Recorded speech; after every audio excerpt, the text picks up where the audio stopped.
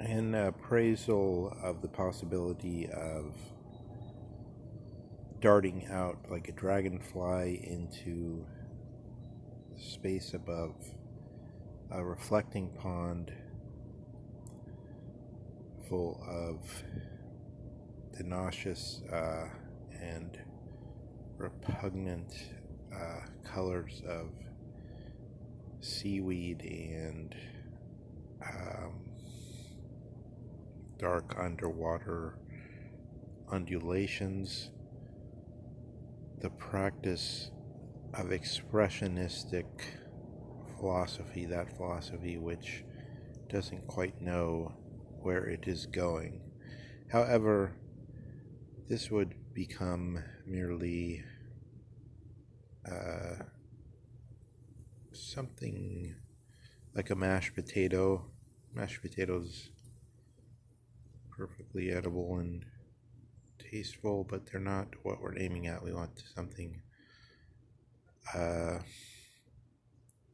a certain sense which is to be regarded as exorbitant, or like the saying of one of the founding fathers of America,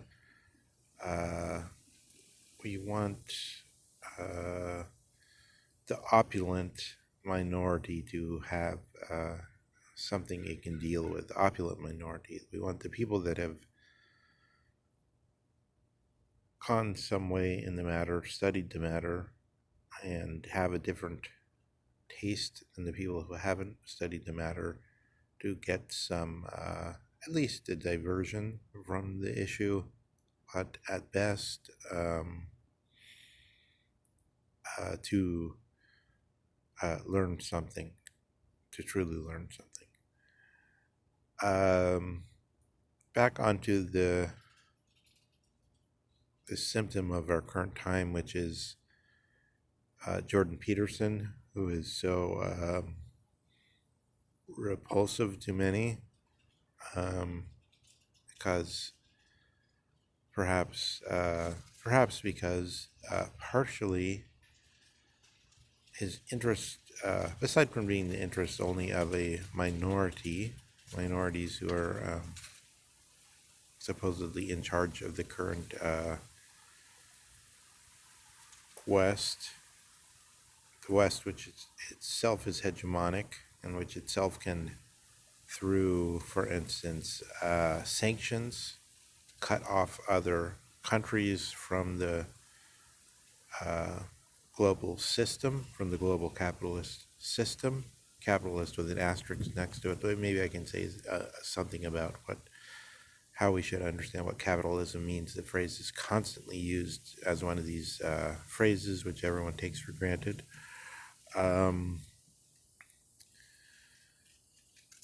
Here we have someone who is brought in by the social media and then therefore by a power which has only existed very recently, the internet social media, the computer social media, even, I don't know, in about the year 2000, there was really no such thing as the power of the social media, certainly not. Go back a few years prior to that, 1995, what was there? People typing? Maybe a few people knew how to get onto some site where they can communicate online, download some very primitive pornography or something like that, play some games that are very simple. But we're talking about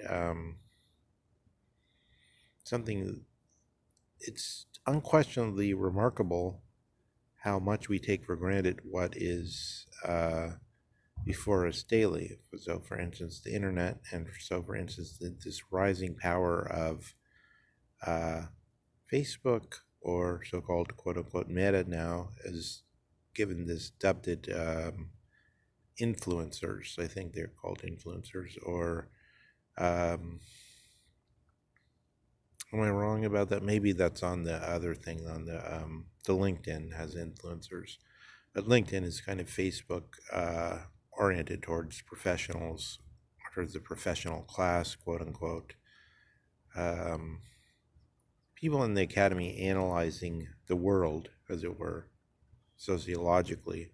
We want to speak about class, inclusive of Cornel West, who I think is pretty good. He's not a great thinker, but he's pretty good. Um, Speaks of America as a country which is a class society.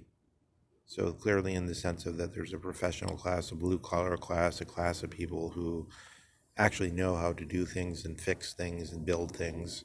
And on the other hand, another class which doesn't obviously have any knowledge whatsoever, but has a great deal of prestige because of holding what would have been called in biblical times badges.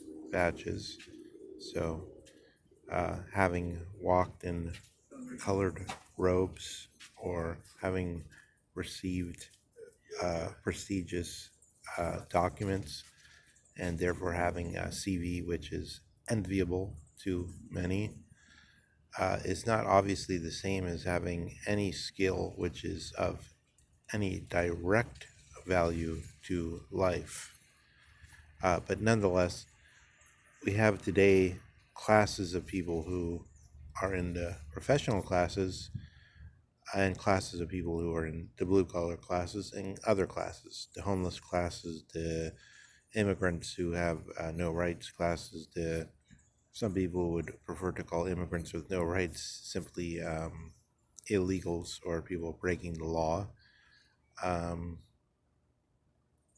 there's a range of views of how to even see this, but in any case, we live in a time where somebody like Jordan Peterson exercising the possibility of swaying uh, at least a minority um, is new. It's relatively new. And Francis Fukuyama has said the democracy is the place where democracy has a large number, not endless number, but a large number of ways of understanding it, of defining it. It's a vague term. Um, Basically, one of its key features in the modern setting, so far as democracy has become has infinitely positive, super positive valence in the world culture. North Korea calling itself a democracy, for instance, simply because democracy almost means the same thing as a country which is legitimate. So, like a legit country is a democracy. Otherwise, you're not a legitimate country. Every country, in order just to talk to people on the world stage, has to call itself a democracy, pretty much, including North Korea, including Russia, which comes out of the Byzantine side of Christianity and has a very different way of governing things than the countries that come out of uh, the side of the Western Europe, where these various trade pacts has played a big role in guiding the norms between elites and discussions. But this idea of the class has switched over from what it meant at the time of the dawn of liberalism, which Dugan puts with Locke to clarify the whole issue. John Locke. That's how he lays down the notion of liberalism in his view, beginning with Locke. Locke, who is also the theoretical positor of the meaning of capitalism as a form of the belief that all value comes from labor or industry, and that in addition, one title to property is inheritance, whereas communism also holds the same thing, except it says inheritance is no title to property, but everything must start totally at the ground level to begin with. There's some movement between Hobbes and his social contract theory and Locke and his social contract theory, then, according to the Digan View. From within this specific historical moment, which we seem to have been thrown, we come to a view of what our absolute self-interest is on the one side, and what we owe to others, what our altruism, or to use the old term, duty, is to others. And in this way, we come to the notion of existentialism as this question of how is this the balance of either side of those, or is to be worked out according to what we take for granted because of where we were born and what we were taught when we were growing up, and other factors such as our whatever is irreducible to our bent, as it were, as a personality, just based on our coming into being and other questions. All these things seem to have been in play in Jordan Peterson suddenly having so much influence. So then when we, following Strauss, who tells us, according to a different set of views, that we must at least pay some attention to the people that are of the most influence, because like the Catholics were of the view that at least in some sense the general opinion of mankind is always stable and must always be somehow an indice of the truth. We must pay attention to the people that are making a big splash with the general opinion, even if those who believe themselves to know better don't think that this is a person of the highest quality. Then there's also the, I think it's salutary is for any thinker, is that if we see somebody saying things that don't make sense to us, or we think they don't make sense, that we can find a way to explain why they don't make sense, which isn't always so simple, because possibly, like, say, a Vermeer, who in his, I think it's called Satya, or small street, little street, about 1657 or 68, oil on canvas, produces such a charming image. One wonders, is it that he directly, objectively, that's how reality was to him, and he just brought that into his canvas with the paints in such a way that he could show it to others. This is the way I always see reality every day, and now I hand it over to you through the paints so that other Dasein can see it.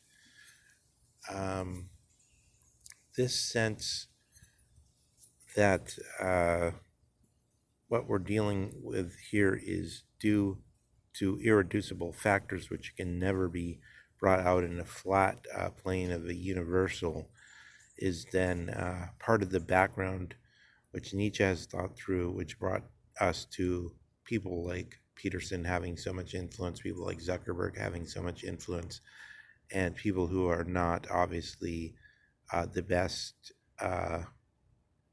highest level in terms of having thought through everything with the most thoroughness, or in terms of what could have been called, what the Greeks would have called sophos, as the insightful glance into things. He may have insight into some things, but does he have the most insightful and piercing glance into things?